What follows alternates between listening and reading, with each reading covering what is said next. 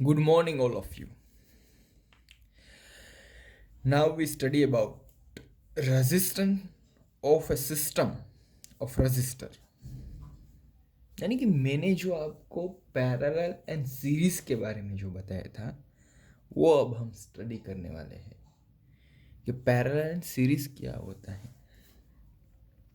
सबसे पहले हम टेक्स्ट बुक रीड करेंगे, बाद में टेक्स्ट बुक वाले क्या बोल रहे हैं वो अंडरस्टैंड करेंगे। ओके, तो सबसे पहले in a preceding section, we learned about some simple electrical circuits.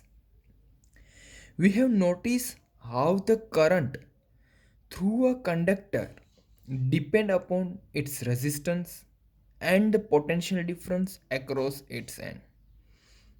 In various electrical gadgets, we often use resistor in various combinations. We know, therefore, intend to see how Ohm's law can be applied to combination of resistor. Ohm's law कैसे applicable है resistors को parallel connection करने के लिए वो हम देखेंगे। फिर रेजिस्टेंस के अंदर कंडक्टर के अंदर से जो करंट फ्लो हो रहा है उसके बीच के जो पोटेंशियल डिफरेंस है वो कैसे रेजिस्टेंस के ऊपर डिपेंडेंट है वो हमने देख रही है। तो ये सब बातें बता रहा है। There are two methods of joining the resistors together. Two method है रेजिस्टर्स को कनेक्ट करने की। Figure show an electrical circuit in which three resistors having resistance R1, R2 and R3 respectively are joined end to end. Okay. Here the resistors are said to be connected in series. आपको जो figure 12.6 दिखाई दे रही है आपको दिखा रहा हूँ। Okay, तो ये जो है वो रेजिस्टर्स तीनों सीरीज में कनेक्टेड है और ये जो है जो रेजिस्टर्स पैरेलल में कनेक्टेड, मैंने यहाँ पे लिखा है सीरीज एंड पैरेलल। ओके, तो ये सीरीज है ये पैरेलल है। क्या डिफरेंस है आपको दिखाई दे रहे हैं। एक में तीनों resistance R1, R2 and R3 तीनों रेजिस्टेंस सेम डायरेक्शन में यानी कि एक ही पाथ पे कनेक्टेड है। इसमें R1, R2 and R3 sandwich type के है यानी कि पार्टीशन में है। R1 उसके नीचे R2 उसके नीचे R3, यहाँ पे सेम लाइन पे यहाँ पे अलग अलग लाइन पे है। तो सीरीज एंड पैरेलल में कितना डिफरेंस है पहले ये देख लीजिए। कंप्लीट। अब आगे figure shows a combination of resistors in which three resistors are connected together between points X and Y. Here the resistors are said to be connected in parallel. Okay, तो ये series है ये parallel है। सबसे पहले हम पढ़ेंगे resistor in series. What is the meaning कि रेजिस्टर सीरीज में कनेक्टेड है उसका मतलब क्या है वो हम पढ़ेंगे कंप्लीटली। ओके, तो resistors in series. Okay, read करना है आपको। What happened to the value of current when a number of resistors are connected in series in a circuit? What would be their equivalent resistance? Let us try to understand this with the help of the following activities. Okay, क्या है यार current की value क्या होती है, equivalent resistance क्या होता है, वो सब की वैल्यू आपको रेजिस्टर इन सीरीज में कनेक्टेड है तब आपको फाइंड आउट करनी है कंप्लीटली। ओके, तो ये सब कुछ हम फाइंड आउट करेंगे सीरीज रेजिस्टर। ओके, एक्टिविटी वगैरह हम नहीं पढ़ेंगे। ओके, अगर आपको पढ़नी है तो वो एक्टिविटी वगैरह आप घर पे पढ़ सकते हो, यानी डिटेल में आपको इंटरेस्टिंग रहेगा completely. You will observe that the value of the current in the ammeter is the same independent of its position in the electric circuit. It means that in a series combination of resistor, the current is the same in every part of the circuit or the same current through each resistor. एक activity की three resistance को connected किया, फिर उसमें से ए metre and volt meter के reading लिए, तो ए मीटर एक ही कनेक्टेड किया है, वोल्ट मीटर अलग अलग कनेक्ट किया है, आपको दिखाई दे रहा है। तब क्यों ऐसा किया, क्योंकि ए मीटर उसका करंट का रीडिंग सेम आ रहा था, इसलिए एमीटर का रीडिंग सेम आ रहा था, इसलिए बोला गया कि सभी रेजिस्टर में करंट सेम पास हो रहा है। एक्टिविटी नंबर 12.4 वो आप रीड करोगे ना तो आपको मालूम हो जाएगा कि उसमें क्या हो रहा है। ओके यानी कि करंट की वैल्यू सेम है, एक्सपेरिमेंट से ऊपर से मालूम हुआ। एक्टिविटी नंबर 12.4 आप पढ़ोगे ना तो इसमें आपको मालूम हो जाएगा कंप्लीटली। ओके देन 12.5 ऑब्जर्व किया, पहली एक्टिविटी करंट के बारे में थी, अब वो वोल्टेज के बारे में। You will observe that the potential difference V is equal to the sum of potential difference V1, V2 and V3. That is the total potential difference across a combination of resistor in series is equal to the sum of potential difference across the individual resistor that is. क्या बताया गया कि जो activity number 12.5 है उसके हिसाब से कि अगर आप देख रहे हो तो वोल्टेज अलग अलग मेजर कर रहे हैं, R1 का V1, R2 का V2, R3 का V3। ये तीनों के वोल्टेज कितने हुए, टोटल वोल्टेज के बराबर हुए। ये जो हमारी बैटरी कनेक्टेड थी ना V वोल्ट, इसके बराबर हुए।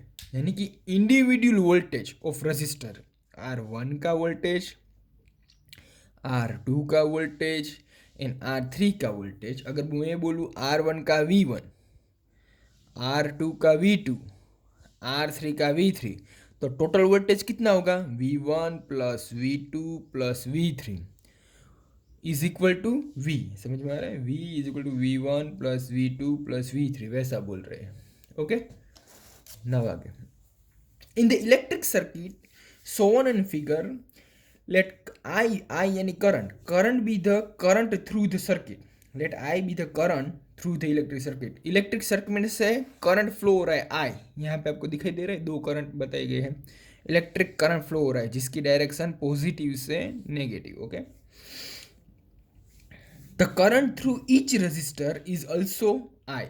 सभी रजिस्टर्स में से सेम करंट फ्लो हो रहा है, यानी कि इसमें से भी I फ्लो हो रहा है, इसमें से भी I फ्लो हो रहा है, इसमें से भी I फ्लो हो रहा है। Okay It is possible to replace the three resistors joined in series by an equivalent single resistance of resistance R। क्या बताया गया है, ये तीनों रेजिस्टेंस की जगह हम कोई ऐसा रेजिस्टेंस प्लेस कर दे कि जिसकी वैल्यू इस तीनों के बराबर हो, वैसा इक्विवेलेंट रेजिस्टेंस रखने की बात कर रहे हैं। Such that the potential difference across it and the current I through the circuit remain the same.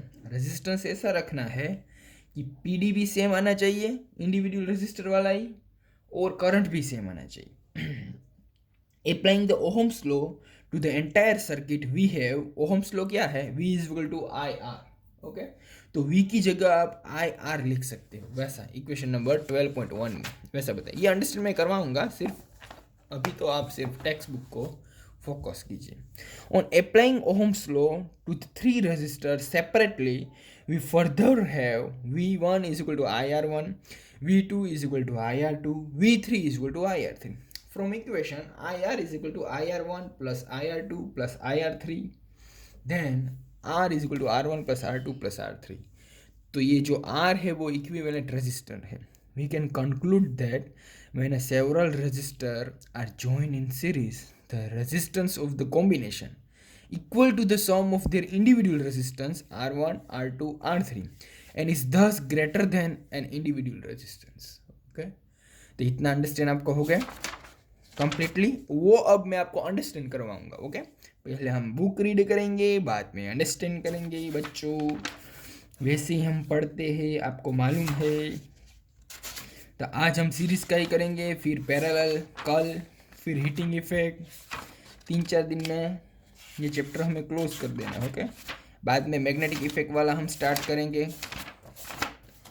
Okay now we understand okay in our language. बच्चों वीडियो देखना, एक क्वेश्चन बताता हूँ जो आपको मीटिंग में बोलना है। कौन सा क्वेश्चन, रजिस्टर विच, कौन सा क्वेश्चन दूं बच्चों, देता हूं। रजिस्टर कितनी मेथड से कनेक्टेड हो सकते हैं, वो आपका क्वेश्चन है। रजिस्टर्स कितनी मेथड से कनेक्टेड हो सकते हैं, मैंने आपको बता दिया है, इसमें ही आ गया है। ओके, तो आपको वो बताना है कंप्लीटली, रेजिस्टेंस कितनी मेथड से कनेक्टेड हो सकते हैं, यस और no. Now chapter number 12, video कितना वीडियो है,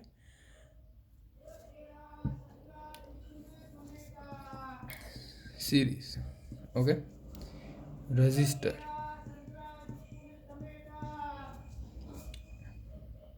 there are two types of combination.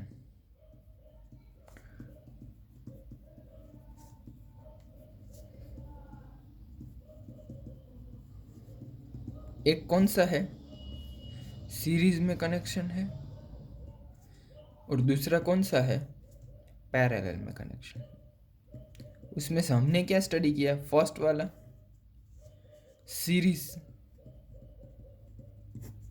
Series resistance. यहाँ पे आपको ड्रॉ करना हूँ,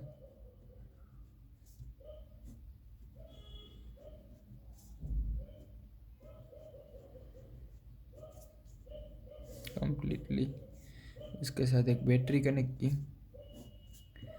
स्विच कनेक्ट की, एमीटर कनेक्ट कर दिया, सभी के बीच एक वोल्ट मीटर कनेक्ट कर दिया,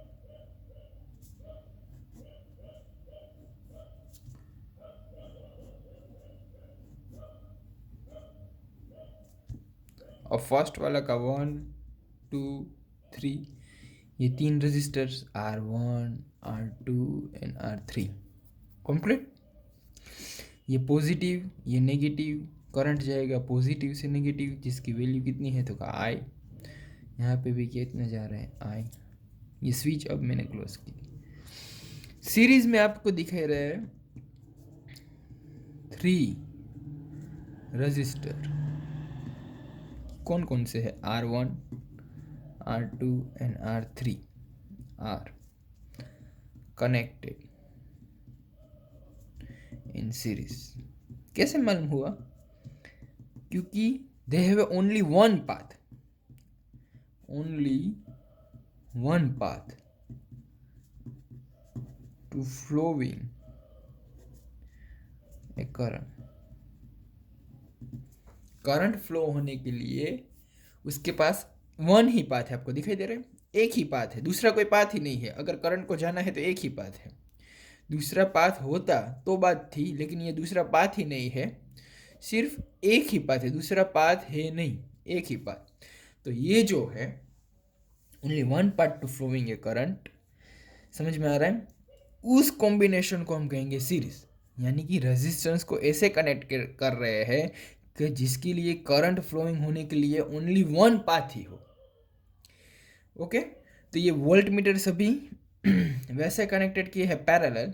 तो सीरीज का मतलब क्या, एक ही पाथ में सब कुछ आ रहा है, वो सीरीज में है। अगर मैं बोलूँ R1 R2 R3 ये सब कुछ आ रहा है, उसके पाथ अगर ये बोलूँ तो ये सेम पाथ ही है। सेम पाथ में मैंने यहाँ पे एक ए मीटर कनेक्ट कर दिया। ओके, तो ये ए मीटर भी कहाँ पे कनेक्टेड है, रजिस्टर के साथ सीरीज में दिखाई दे रहा है। यही पाथ अगर मैं बात करूँ, जो करंट जा रहा है वही पाथ, उस पे ए मीटर, तो ammeter is connected in series. आपको समझ में आ गया क्यों कनेक्टेड है सीरीज में। वो आपने आंसर फाइंड आउट किया कि नहीं किया वो मुझे मालूम नहीं है, लेकिन वो मीटिंग में मैं आस्क करूँगा कि ए मीटर क्यों सीरीज में कनेक्शन है, वो आपको बताना है। तो वो मीटिंग में आपको मैं बताऊंगा कि ये क्यों कनेक्टेड है। फिर तो ये इतना समझ में आ गया, उन एक पाथ पे सभी जितने भी इलेक्ट्रिक इक्विपमेंट कनेक्टेड है। अगर मैं ये पाथ की बात करूं तो यहाँ पे सभी इलेक्ट्रिक इक्विपमेंट सीरीज में कनेक्टेड है, वैसे बोल गए। यानी कि करंट फ्लो होने के लिए एक ही पाथ हो तो उसको हम बोलेंगे सभी इक्विपमेंट या तो सभी रेजिस्टेंस सीरीज में कनेक्टेड है, वैसा समझ में आ रहा है। बाद में अब एक्टिविटी 12.4 के हिसाब से आपने रीड की वो, तो उसके हिसाब से क्या बोला गया, current same in all resistance. इसका मतलब क्या है, R1 में से भी I करंट फ्लो हो रहा है, R2 रेजिस्टेंस में भी I करंट फ्लो हो रहा है, एंड R3 रेजिस्टेंस में भी कितना करंट फ्लो हो रहा है, I। यानी कि R1 में से I, R2 में से भी I और I3 में से भी I, सभी में करंट कैसा जा रहा है, स्वयं जा रहा है। अगर मैं बोलूँ I is equal to 2 ampere है तो इसका मतलब क्या, R1 में से भी 2 एम्पियर फ्लो हो रहा है, R2 में से भी 2 एम्पियर फ्लो हो रहा है और R3 में भी 2 एम्पियर फ्लो हो रहा है। समझ में आ रहा है कंप्लीटली। करंट सेम है क्योंकि एक ही पाथ है, इसलिए एमीटर का रीडिंग सेम आ रहा था, उसकी वजह से करंट सेम है। वैसा हमें सीरीज कॉम्बिनेशन में, रजिस्टर के सीरीज कॉम्बिनेशन में हमें मालूम हुआ। फिर हमने ऑब्जर्व किया कि पोटेंशियल डिफरेंस यानी कि V, उसकी वैल्यू वेरिएबल है। वेरिएबल यानी चेंजेबल है। ये वैल्यू कैसी है, चेंजेबल है। R1 की वैल्यू कुछ अलग आ रही है, जो वोल्ट मीटर 1 ने रीडिंग की वो V1। R2 की वैल्यू भी अलग आ रही है, कुछ V2, एंड R3 की वैल्यू भी क्या आ रही है, कुछ V3। ओके, तो R1 की रेजिस्टेंस V1 है, R2 का V2 है, एंड R3 का V3 है। ओके, तो पोटेंशियल डिफरेंस अलग अलग था, लेकिन टोटल पोटेंशियल डिफरेंस अगर आप देखो, ये टोटल जितना वोल्टेज अप्लाई किया है वो, ये तीनों का सम किया, R1 के पोटेंशियल डिफरेंस का, R2 के पोटेंशियल डिफरेंस का एंड R3 के पोटेंशियल डिफरेंस, ये तीनों का सम किया तो जो सर्किट को दिए थे, पूरी की पूरी सर्किट को जितने वोल्टेज दिए थे इसके बराबर था, यानी कि V is equal to V1 plus V2 plus V3 के बराबर था। तो हमने जब पढ़ा तो क्या पढ़ा कि रजिस्टर्स को कॉम्बिनेशन करके हम क्या फाइंड आउट करेंगे, करंट का रिलेशन क्या है, वोल्टेज डिफरेंस का रिलेशन क्या है। तो अगर सीरीज में कनेक्टेड है तो उसका मतलब क्या हुआ, करंट की वैल्यू सेम है, तो एक रिलेशन मिल गया। सीरीज के अंदर रेजिस्टेंस और करंट कैसे हो रहे हैं, कांस्टेंट कह सकता हूँ, करंट कांस्टेंट रह रहा है रेजिस्टेंस के साथ। ओके, फिर another word, potential difference changeable है। क्या चेंजेबल है, हर एक रेजिस्टेंस का पोटेंशियल डिफरेंस अलग अलग है। तो वो आपको करंट एंड वोल्टेज ये दोनों के बारे में मालूम हो गया कि दोनों का रिलेशन क्या है। अब आगे, अब तीसरा आपको क्या फाइंड आउट करना है, इक्विवेलेंट रेजिस्टेंस। अब आपको क्या फाइंड आउट करना है, इक्विवेलेंट रेजिस्टेंस। तो इक्विवेलेंट रेजिस्टेंस फाइंड आउट कैसे होगा बच्चों, इक्विवेलेंट रेजिस्टेंस फाइंड आउट कैसे होगा, तो वो आपको मालूम है, अप्लाई द ओहम्स लॉ। अब ये इक्वेशन पे आप यहाँ पे याद रखना, पीछे लिख रहा हूँ मैं अभी। Okay, completely V is equal to V1 plus V2 plus V3। Okay, ये इक्वेशन से अब आपको फाइंड आउट करना है इक्विवेलेंट।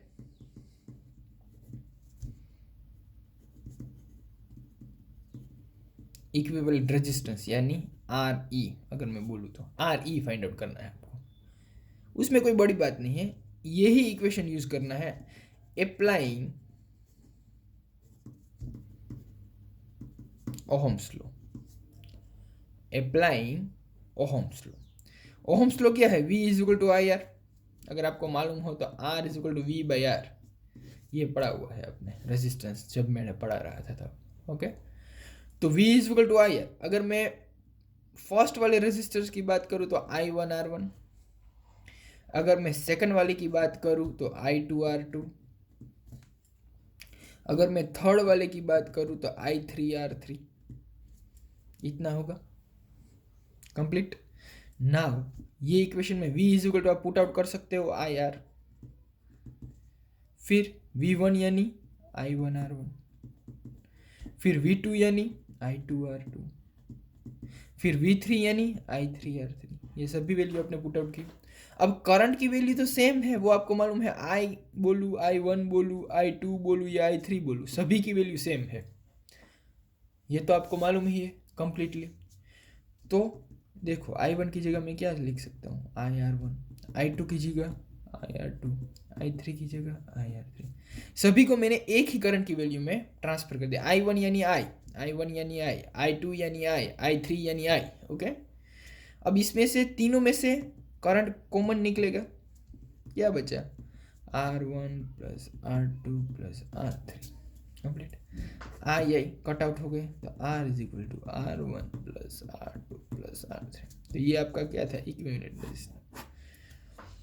तो ये आपको इक्विवेलेंट रेजिस्टेंस मिल गया। तो यहाँ पे आपका सीरीज कॉम्बिनेशन कंप्लीट हो गया। डिटेल में भी हम पढ़ेंगे, लेकिन वो हमारे लेक्चर में मीटिंग के अंदर जो डाउट वगैरह क्लियर हो गए, क्वेश्चन हो गया है फेयर बुक में, वो क्वेश्चन होना चाहिए वीडियो के साथ। ओके, मैं आपको सभी को मीटिंग अटेंड करनी है। तो चलो यहाँ तक रखते हैं, कल बात करेंगे पैरेलल की। तो यहाँ पे हमने बात की सीरीज की। Okay, now bye, see you.